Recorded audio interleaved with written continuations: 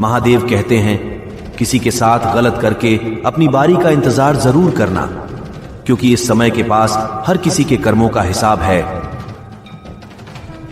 कोई हमारा बुरा करना चाहता है तो यह उसके कर्मों में लिखा जाएगा।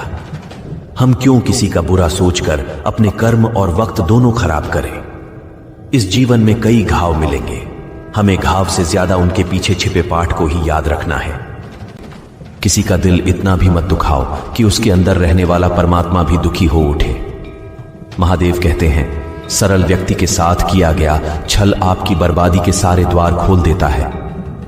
चाहे आप कितने बड़े शतरंज के खिलाड़ी क्यों ना हो, क्या झूठ, धोखा और बहाने आपको कुछ पल की खुशी देंगे, लेकिन इसकी कीमत आपको भविष्य में चुकानी पड़ेगी।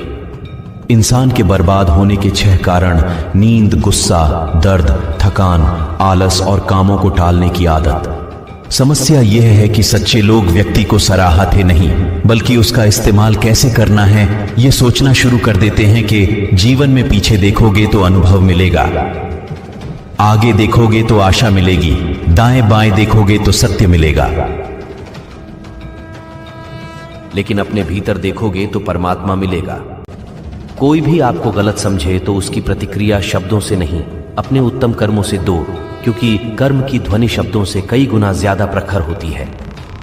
ईश्वर के लिए खर्च की गई कोई भी चीज बेकार नहीं जाती, चाहे समय हो, पैसा हो या फिर संकल्प। अहंकारी व्यक्ति कभी किसी से क्षमा नहीं मानता और कमजोर व्यक्ति कभी क्षमा नहीं कर सकता। क्षमा मांगना तो नरम व्यक्ति का गुण है और क्षमा करना शक्तिशाली व्यक्ति का गुण। आरे परिवार में यदि एक सदस्य भी भगवान की भक्ति से जुड़ जाए तो उसका सकारात्मक असर उसके संपूर्ण परिवार पर होता है।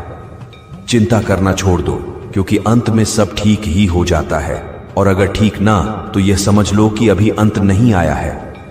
किसी ने ईश्वर से पूछा, तुम्हारी सबसे नजदीक कौन है? ईश्वर ने कहा, वह इंसान जिसके पास बदला लेने की शक्ति हो और उसने फिर भी माफ कर दिया हो।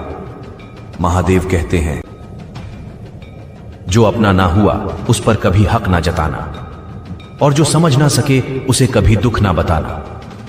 वह मूर्ख थे जो तुम्हारा प्रेम ना समझ पाए, क्योंकि तुमने तो कई बार अपना हृदय तोड़ लिया।